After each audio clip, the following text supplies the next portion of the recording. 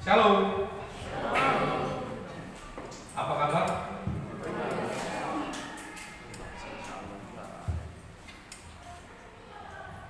Gongsi pacar. Ya. Tadi saya dapat bisikan dari beberapa jemaat, katanya nanti ada kuis, ada apa? Luar biasa ya. Jadi siap-siap. Nanti ada kuis, dan kemudian dapat angpau. Ini tahu mau dapat angpau ya? Saudara-saudara yang dikasih oleh Tuhan Yesus Kristus, hari ini saya ingin menyampaikan satu tema berkaitan dengan menjadi berkat bagi semua. Menjadi berkat bagi semua. Pasal 17 adalah doa Tuhan Yesus untuk murid-murid. Jadi pasal 17 dalam Injil Yohanes ini adalah doa Tuhan Yesus untuk murid-murid. Lalu kemudian di ayat yang ke-15 sebenarnya, ayat 15 sampai dengan ayat 26 sampai ayat 26, bukan ayat 23 tapi sampai 26, karena ada satu topik, satu poin juga yang saya ambil dari ayat selanjutnya. Nah, untuk bacaan tadi memang ada sampai ayat 23. Saudara-saudara,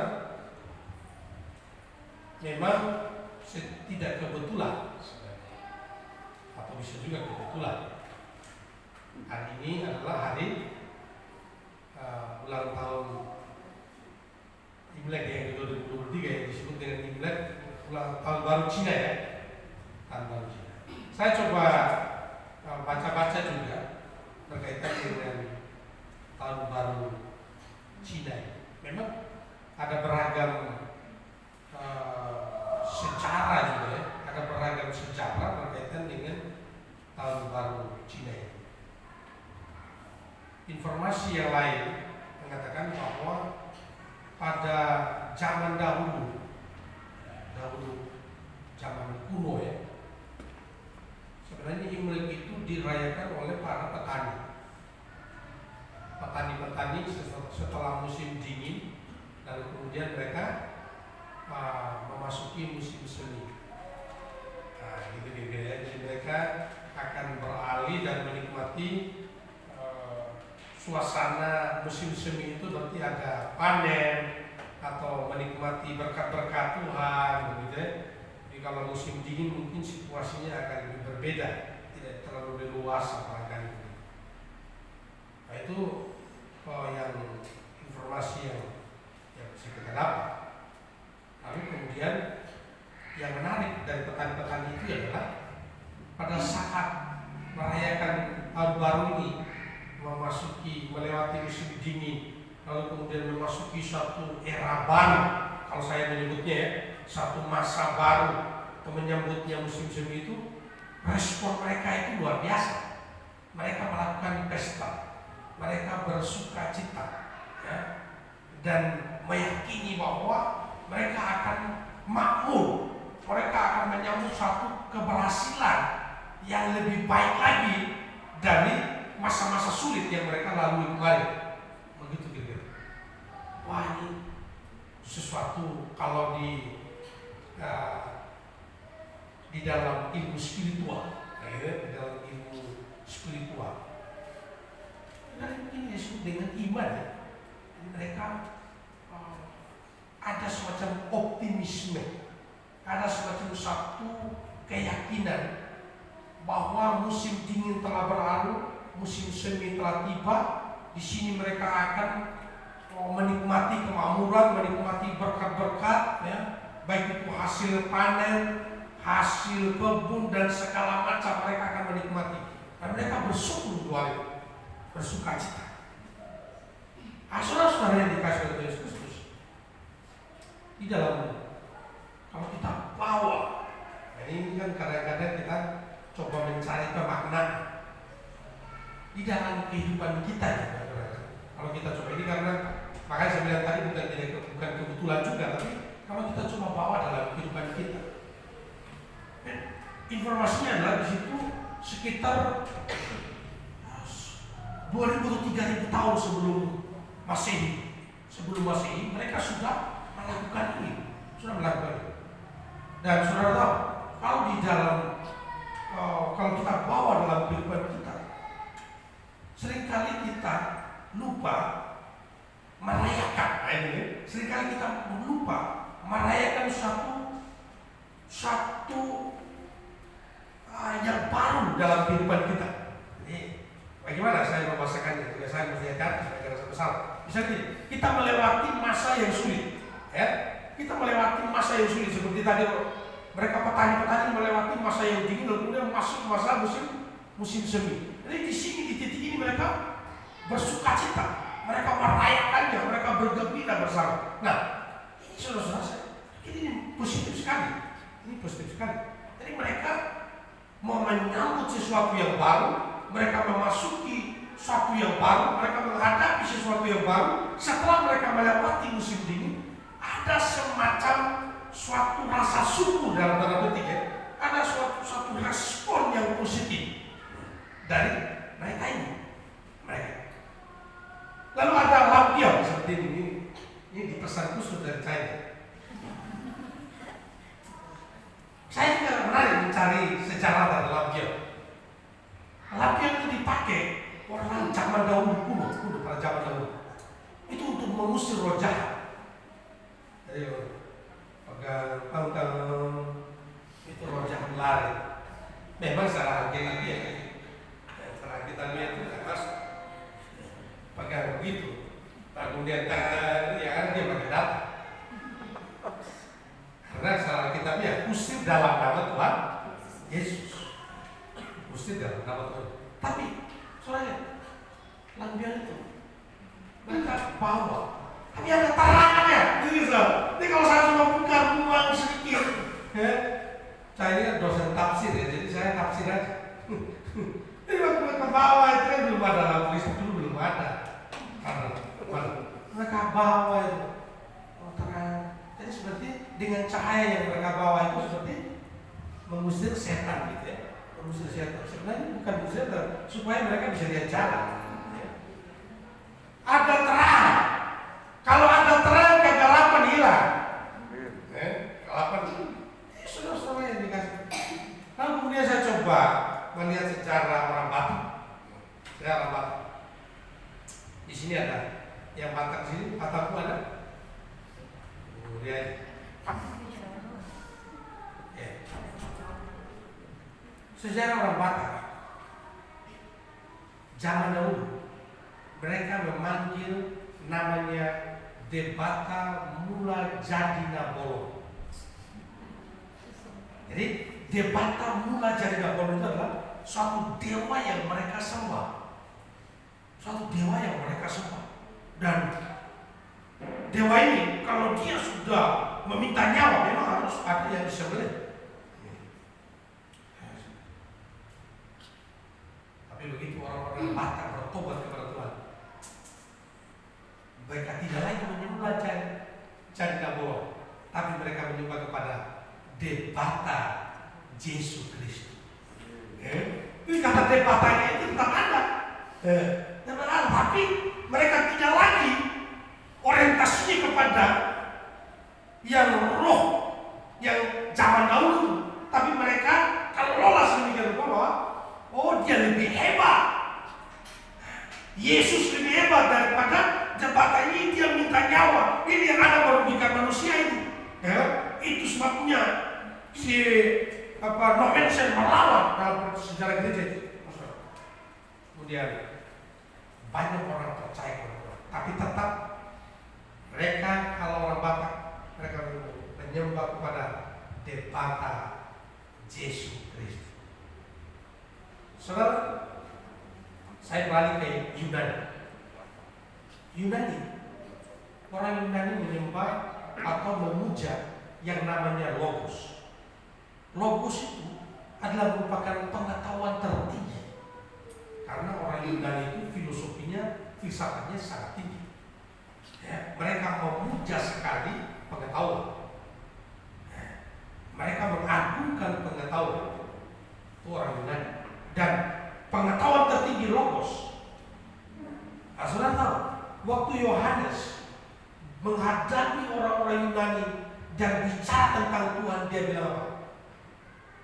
En arche en hos. Jadi firman itu telah menjadi manusia dan firman itu logos.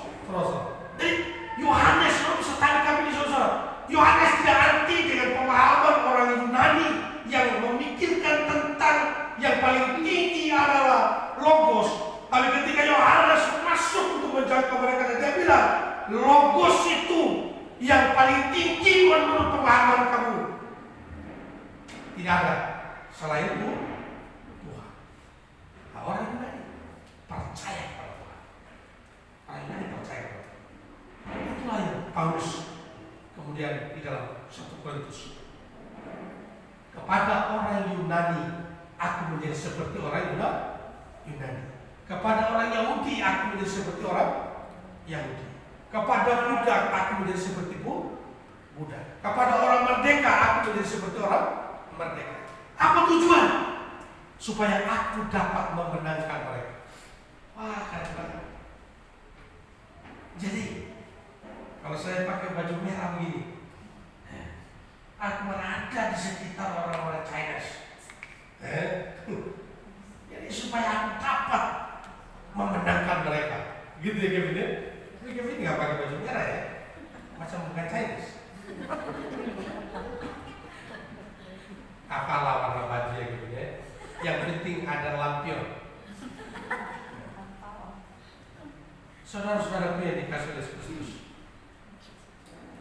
dari Injil Yohanes, doa Tuhan Yesus ini tentu kepada murid-murid.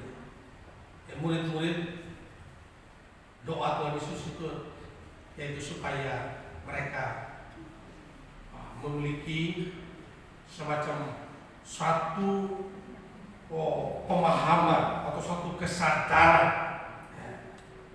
Dan ini yang paling terkenal sekali ketika gereja-gereja secara interdenominasi, sebenarnya gereja-gereja secara interdenominasi terpecah-pecah, tapi ayat ini selalu dipakai juga, yaitu supaya mereka menjadi satu. Ini ayat yang familiar juga. Tapi pada kesempatan ini saya juga memakai ayat ini untuk bisa menjelaskan tentang bagaimana kita menjadi berkat bagi banyak orang atau bagi semua orang. Caranya gimana? Kalau saudara lihat wajah-wajah baju merah itu, tentu orang-orang asing. Mereka orang-orang asing. Ada yang dari China. Lihat baju-baju merah. Foto di Cibubur. Paulina baju hitam atau baju merah? Gimana caranya supaya kita bisa jadi berkat? Saudara, kalau kita perhatikan ayat 15 sampai ayat 19 dari teks kita, hidup dalam kebenaran. Firman-Mu adalah kebenaran. Saya baca ulang buat teman-teman sekalian. Ayat 15 dia bilang, aku tidak meminta supaya engkau mengambil mereka dari dunia jadi Tuhan. Berdoa kepada Bapa. Bukan meminta supaya Bapa langsung mengambil semua orang ini yang belum bertobat ini. Orang yang belum percaya itu jangan langsung ambil mereka. Begitu dia. Lalu kemudian, tetapi supaya engkau melindungi mereka daripada yang jahat. Oke. Jadi doa Tuhan Yesus adalah walaupun dia belum percaya Tuhan Yesus, jangan langsung bikin dia mati. Kira-kira begitulah ini bahasa sederhana ya. Jadi orang-orang yang belum percaya Tuhan Yesus, jangan langsung cabut nyawanya. Lindungi dia. Lindungi dia. Perhatikan baik-baik selanjutnya. Sama seperti engkau, ayat 17, ayat 16. Mereka bukan dari dunia, sama seperti aku bukan dari dunia. Kuduskanlah mereka dalam kebenaran. Firman-Mu adalah kebenaran. Sama seperti engkau telah mengutus aku ke dalam dunia, demikian pula aku telah mengutus mereka ke dalam dunia. Dan aku menguduskan diriku bagi mereka, supaya mereka pun dikuduskan dalam kebenaran. Nah, saudara-saudaraku yang dikasihi oleh Kristus, saya melihat ini. Caranya supaya kita jadi berkat bagi semua orang. Caranya supaya kita jadi berkat bagi orang Chinese. Karena ini ulang tahun Chinese, ulang tahun Imlek kan? Gak apa-apa kan? Caranya supaya kita jadi berkat bagi mereka adalah jadi berkat melalui kebenaran. Ada amin saudara? Jadi berkat melalui kebenaran. Jangan lihat temanmu Chinese dia belum Kristen, lalu kemudian kamu bilang, Tuhan mendingan ambil aja nyawa dia. Jangan begitu. Tuhan Yesus berdoa, jangan ambil mereka dari dunia ini, tapi peliharalah mereka. Itu Tuhan Yesus bilang begitu. Nah, Tuhan Yesus bilang begitu. Lalu bagaimana caranya? Biarlah kebenaran firman Tuhan itu mereka diubahkan. Perhatikan baik-baik. Jadi kira-kira beginilah saudara. Saya juga belajar sejarah. Sebenarnya juga zaman Orde Baru itu kan nggak ada perayaan Imlek, nggak boleh. Zamannya Gus Dur baru boleh. Saya mungkin pernah baca sejarah. Kenapa? Karena negara-negara yang komunis yang merayakan, negara-negara komunis yang merayakan Imlek. Ya. Indonesia waktu itu bukan komunis, itu pemahaman. Tapi zamannya Gus Dur sudah mulai longgar. Tapi ingat, perayaan Imlek itu bukan agama, itu budaya. Itu budaya. Nah, saudara-saudara yang dikasih oleh Kristus, begitu zamannya Gus Dur mengizinkan perayaan-perayaan Imlek, menurut saya jangan kita anti dengan budaya, tapi bagaimana kita menggarami budaya itu melalui kebenaran yang kita pegang. Ini penting sekali. Ini penting sekali. Yesus datang ke dalam dunia juga melalui budaya, Bapak. Setuju gak, Bapak? Dia Tuhan. Dia lahir di kandang Ina Betlehem dalam budaya Yahudi. Dia disunat enggak? Disunat. Dia dibaptiskan enggak? Padahal baptisan itu sebagai tanda orang percaya kan. Sekarang apakah Yesus juga berdoa harus percaya? Kan gitu. Dia Tuhan. Ini sulit sekali, tapi semua dia lakukan itu karena apa? Dia berada di lingkungan budaya Yahudi yang memang dia harus mengikuti budaya. Jadi tidak anti budaya, saudara. Tapi bagaimana budaya itu dikelola supaya sesuai dengan firman Tuhan. Saudara-saudaraku yang dikasih oleh Kristus. Karena itu perayaan Imlek menurut saya ini bukan sesuatu yang keliru, tapi mari kita melihat ini sebagai kesempatan di mana kebenaran disampaikan.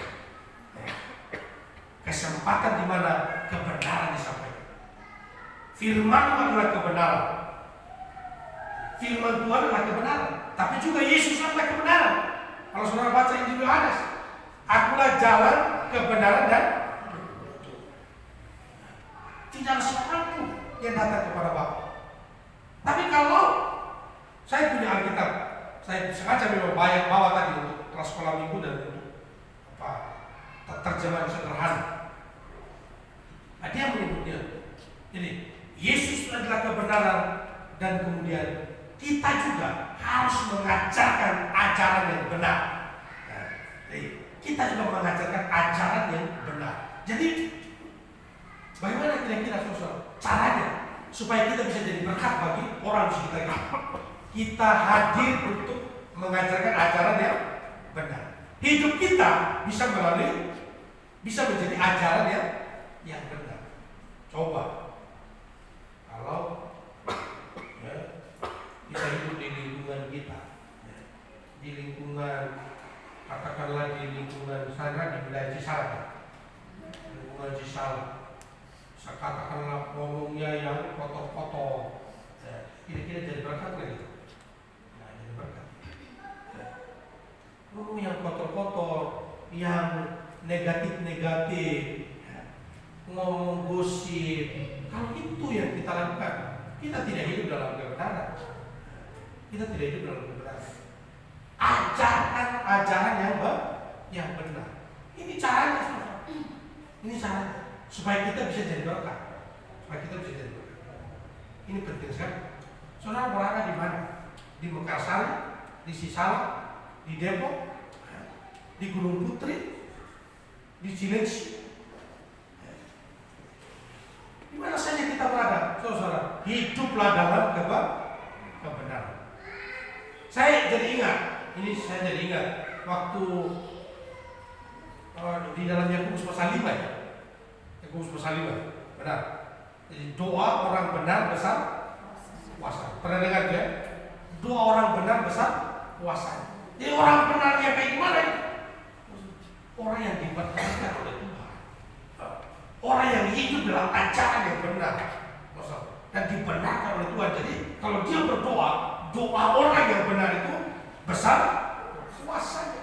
Jadi lantaran kita hidup dalam kebenaran, maka kalau kita berdoa, doa kita besar kuasa. Begitu kira-kira saudara. Tidak ada ruginya hidup dalam kebenaran. Justru kalau saudara hidup dalam ketidakbenaran, ruginya banyak. Bisa masuk penjara kan? Sayang sekali istrinya Samuel itu berikan kesaksian yang palsu, hanya 8 tahun penjara. Kesaksian yang palsu. Banyak sekali kecurigaan dari data-data yang dikumpulkan. Tapi saudara, saya tidak sedang menjelekan istrinya Samuel, tapi saya mau kasih tahu justru dengan informasi yang negatif yang keluar dari mulut kita bukan menguntungkan saudara, malah merugikan. Mari kita hidup dalam kebenaran. Yang kedua, saudara, caranya gimana supaya kita jadi berkat? Hidup dalam kesabaran. Ini doa Tuhan Yesus. Doa Tuhan Yesus di ayat yang ke-20 sampai 23. Dan bukan untuk mereka ini saja aku berdoa. Jadi bukan hanya untuk murid itu saja aku berdoa, kata Tuhan Yesus. Bukan hanya untuk murid itu saja aku berdoa. Tapi dia bilang apa? Tapi juga untuk orang-orang yang percaya kepadaku oleh pemberitaan mereka. Jadi begini, saya sudah jadi murid Tuhan Yesus. Jadi Tuhan Yesus berdoa buat saya. Tapi juga Tuhan Yesus berdoa buat Sandra. Kenapa? Karena saya yang memberitakan Injil kepada Sandra. Jadi kemudian Sandra menjadi percaya kepada Tuhan. Berarti doa Tuhan Yesus juga termasuk kepada orang-orang yang akan mendengarkan Injil. Saudara dan saya sudah percaya Tuhan. Saudara dan saya murid Tuhan. Amin. Halo, saudara murid Yesus. Nah, Tuhan Yesus berdoa bagi saudara. Dan bukan hanya untuk saudara saja dia berdoa. Bagi orang yang Anda akan ajak datang percaya kepada Tuhan, ajak datang ke gereja, juga doanya juga include bagi mereka. Apa tujuan doa Tuhan Yesus ini? Saudara, supaya mereka menjadi satu. Bayangkan, ini keren banget ya. Supaya menjadi satu, saudara. Jadi saya sebagai murid Tuhan dengan calon murid, orang yang akan percaya kepada Tuhan, saya anggota Mekarsari dengan calon anggota Mekarsari yang akan bergabung nanti tahun ini, jangan lupa EW 170. Tiap kali lihat angka 170 langsung ingat ini miliknya Mekarsari tahun 2023. Amin. Iya. Pokoknya setiap kali lihat angka 170 itu miliknya Mekarsari. Atau bila perlu nanti di rumah 170 ya, 170 ya. Saudara Ustaz, jangan lupa kita harus berlipat ganda. Nita, kamu harus berlipat ganda. Pokoknya saya tidak tahu kamu mau bawa apa. Mau bawa pacarmu, mau bawa calon suamimu, atau kamu bawa orang lain. Yang penting engkau dipakai Tuhan memberitakan kebenaran dan orang itu datang kepada Tuhan. Amin. Ini buat kita, buat saya, kita semua 2023 berlipat ganda. Kita satu. Jadi doa Tuhan Yesus itu menjadi satu. bukan hanya kita saja, saudara, tapi bagi orang yang akan datang. Saudara-saudara yang dikasih Tuhan, saudara mungkin akan bertanya kepada saya, aduh Pak Pendeta mau bersatu tapi di gereja kita sendiri kayaknya juga perlu didoakan supaya kita bersatu. Dengar di Tuhan hari ini. Ya. Jadi kalau ada yang jiwanya yang semangatnya tidak bersatu, jangan-jangan dia belum murid Tuhan Yesus. Ya. Jangan-jangan dia belum murid Tuhan Yesus. Atau jangan-jangan penyebab pertama, kita ulang lagi, tidak hidup dalam kebenaran. Hanya tidak hidup dalam kebenaran. Kebenaran gelap dan terang pernah bersatu. Nah, jangan-jangan tidak hidup dalam kebenaran. Saudara, kita koreksi ini, saudara. Kita koreksi. Saya kira ini penting sekali, saudara. Penting sekali. Ini bersatu. Ini yang kita harus pelihara. Doa Tuhan Yesus bukan hanya untuk orang-orang yang sudah percaya saja, tapi orang-orang yang akan percaya melalui pemberitaan kita. Ya. Orang-orang yang akan percaya melalui pemberitaan kita, doanya sama, yaitu supaya mereka menjadi satu. Jadi saya tekan, caranya supaya kita jadi berkat di dalam keluarga kita yang dulu harus satu kita. Pertama-tama kita punya visi. Kita harus satu dengan visi kita. Kemarin dengan ketua GGB Pak Pendeta Yosia atau Pak Dr. Yosia kami bersama makan di Bogor. Kami bicarakan tentang BPD, lalu kemudian kami juga diskusi tentang pelayanan. Nah, dia menyampaikan bahwa visi itu harus dari kepala. Lalu kemudian visi itu disosialisasikan dulu kepada perancang, lalu kemudian nanti dari perancang bersama-sama sosialisasikan kepada jemaah. Lalu kemudian hafal visi itu. Jadi visi itu harus dihafal, dijiwai, lalu kemudian baru kita bisa sukseskan bersama-sama. Jangan sampai kita nggak hafal visinya, berarti kalau nggak hafal, jadi kemungkinan besar kita tidak menjalaninya. Wah, saya bersyukur saya sudah lakukan itu. Saya sudah bersyukur lakukan itu.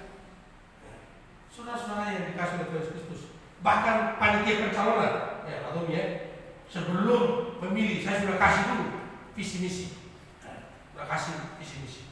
Kalau kemudian cari tim kita, luar biasa, saudara. Dan kalau ide itu yang disampaikan oleh ketua GGB kita, ternyata Mekarsari sudah melakukannya, 170 bukan sesuatu yang sulit. Amin ya. 170 bukan sesuatu yang sulit. Kalau tidak terrealisasi berarti ada masalah. Kalau tidak terrealisasi ada masalah. Itu sebabnya Pak Ketua memesankan, jangan terlalu banyak rapat perancang. Perbanyaklah pendampingan mensukseskan program. Wah, ini keren. Jadi misalnya kita sudah rapat perancang, menentukan anggaran, program dan sudah kan. Jangan terlalu sering rapat perancang, tapi lebih seringlah mendampingi bidang-bidang itu mensukseskan program. Rapat perancang di Gereja Baptis Sakti ya, Setia Bakti ya, hanya 2 kali setahun. Rapat pertama anggaran dan rapat kedua evaluasi Desember. Lalu tiap bulannya bagaimana Pak? Setiap minggu dan setiap bulan pendampingan mensukseskan program-program yang sudah disepakati waktu awal tahun. Keren juga, itu keren juga, saudara-saudaraku. Kecuali memang ada hal-hal yang urgent yang perlu diputuskan bersama, maka bisa ada program. Tapi di setting 2 kali. Tapi kecuali ada insidentif baru bisa dimasukkan. Kita saya sudah putuskan 2 bulan sekali.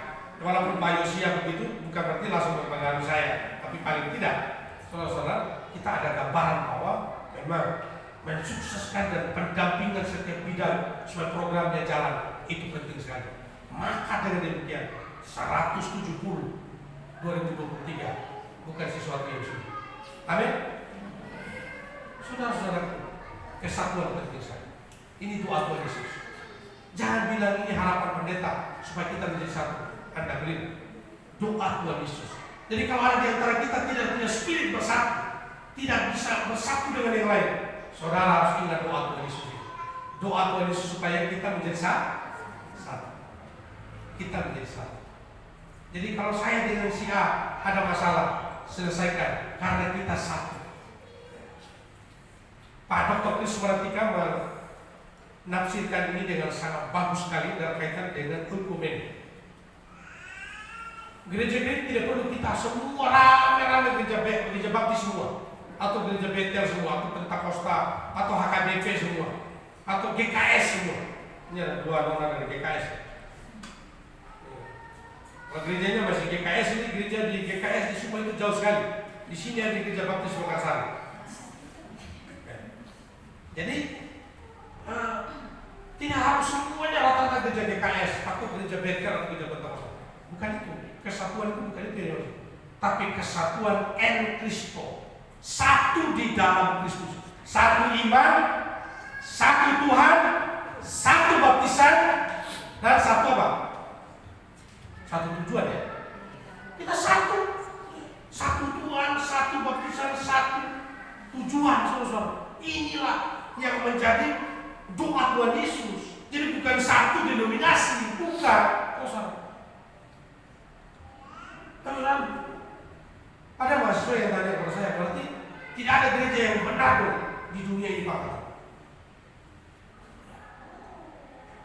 Memang tidak ada gereja yang benar di dunia ini. Yang benar itu hanya Tuhan. Tapi gereja baptis Makassar bagaimana? Dia mendekati kebenaran Tuhan. Iya. Jadi kalau mau mendekati kebenaran Tuhan, baptis Makassar. Saudara, kenapa? Ya karena kita berusaha sedemikian rupa untuk menyelidiki firman Tuhan. Jangan asal sembarang menafsirkan firman Tuhan. Jadi saudara-saudaraku, saya setuju dengan Dr. Chris Maratika. Jadi kesatuan yang dimaksud Tuhan Yesus adalah satu Tuhan, satu baptisan, satu tujuan, satu iman. Saudara, ini yang dimaksud. Jadi kita satu.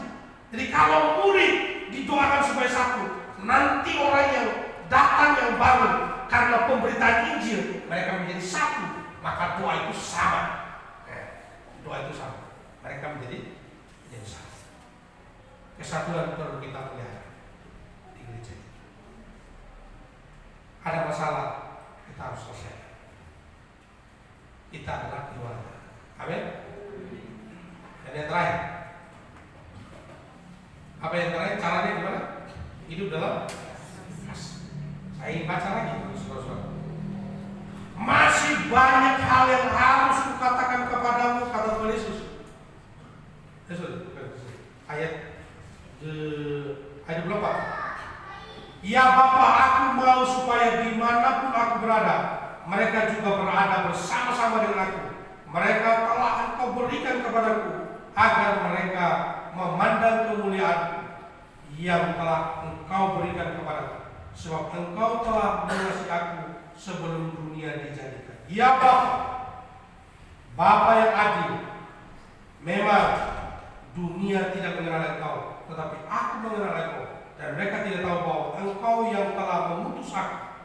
Aku telah memberikan namaku kepada mereka, dan aku telah memberitakannya supaya kasih yang Engkau berikan kepadaku ada di dalam mereka. Ini supaya kasih yang Engkau berikan kepadaku ada di dalam mereka, dan aku di dalam mereka. Nah, saya melihat ini saudara. Caranya supaya kita menjadi berkat adalah kita hidup dalam kasih. Kita harus saling mengasihi. Saling mengasihi bukan berarti tidak mendidik. Saling mengasihi bukan berarti tidak mendidik.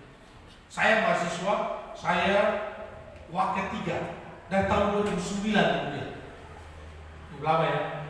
Tadi SPTK di sini, saya bidang kemahasiswaan dari tahun 2009 sampai sekarang. Saya udah minta diganti juga. Kemarin dalam rapat dosen saya bilang saya bekerja ini agak jauh. Saya datang sekali seminggu aja ke kampus dan tolong dipersiapkan ganti saya untuk wakil 3. Belum ada jawaban sampai hari ini.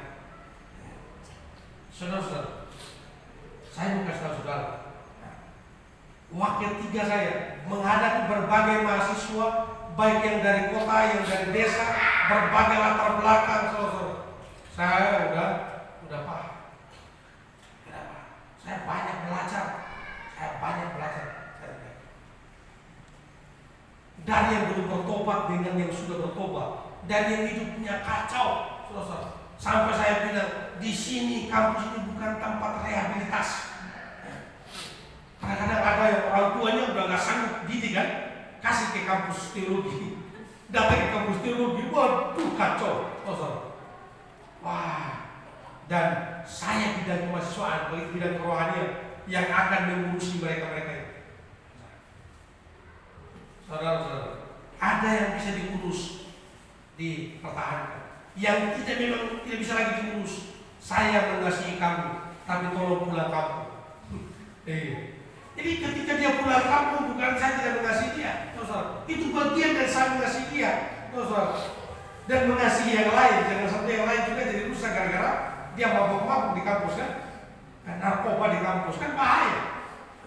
Jadi saudara, inilah yang perlu kita benar-benar renungkan. Mengasihi itu bukan berarti kita harus mengancu-ancu dalam bahasa Batak itu ya.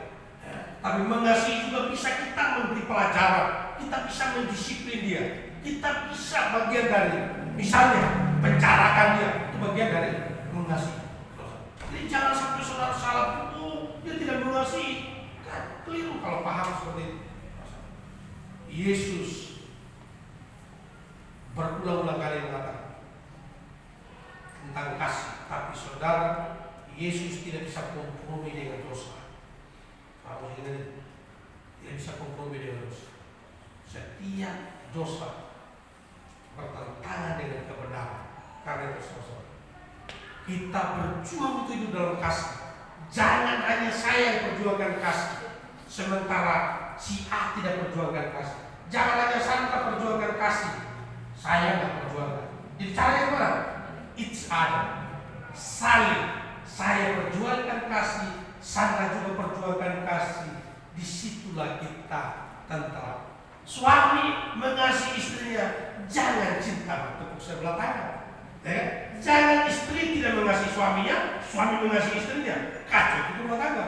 Tapi saling mengasihi itu kalau ada di dalam rumah tangga. Orang tua mengasihi anak, anak mengasihi orang tua, Anda punya keluarga yang bahagia. Tapi saudara kalau cinta bertepuk sebelah tangan, kamu hanya mengasihi dan dia tidak mengasihi, kamu memperhatikan dan dia tidak memperhatikan, tidak bisa. Ini penting sekali. Karena itu saya mendorong saudara kita menjadi berkat bagi semua orang hidup dalam kebenaran. Kalau kamu benar, saya benar, kita sejalan. Ya. Kalau kamu mengasihi Tuhan dan saya juga mengasihi Tuhan, kita sama-sama saling mengasihi. Itulah sesuai firman Tuhan. Sesuai firman. Jadi jangan saya mengasihi kamu, kamu tidak mengasihi. Ya. Kalau kemudian menuntut, harusnya pendeta harus mengasihi loh. Ya. Harusnya bapak harus mengasihi loh. Kamu tidak mengasihi. Iblis juga bisa katakan begitu. Iblis juga bisa katakan begitu. Iblis itu musuh kita. Iblis itu musuh. Karena itu saya ingin mendorong saudara menjadi berkat bagi semua orang melalui hidup dalam kebenaran. Amin Bapak. Saudara siap hidup dalam kebenaran? Hidup dalam kasih, saudara siap? Amin ya. Dan yang kedua tadi, bersatu, jaga kesatuan. Amin. Yang menjaga kesatuan adalah kita. Kemarin terakhir saya mengajar di Gunadarma, saya menekankan tentang Pancasila. Saya bilang, kalau NKRI itu bukan saya yang perjuangkan, siapa lagi? Kalau bukan generasi Anda, siapa lagi? Ini penting sekali. Saya kira itu satu poin yang penting sekali. Kita ideologi kita Pancasila Indonesia ini sudah final. Lalu kemudian kita, oh bukan saya, biar mereka aja yang jadikan itu ideologi, nggak bisa. Ya. Siapa yang memulai? Saya. Jadi mahasiswa didorong dalam diri dia harus ditanamkan ideologi Pancasila harga mati. Tidak ada ideologi lain. Siapa yang memulai itu? Saya. Saya bilang kepada mereka, kasih tahu dirimu, bilang ingatkan dirimu dari diri saya memulai bahwa Indonesia ini ideologinya adalah Pancasila. Begitu terus. Mulai dari saya dan kepada orang lain. Kesatuan itu dimulai. Harus mulai dari saya. Saya mau bersatu. Saya mau bersatu. Saya cinta kesatuan. Kalau itu kita, maka orang lain akan terimpal tas.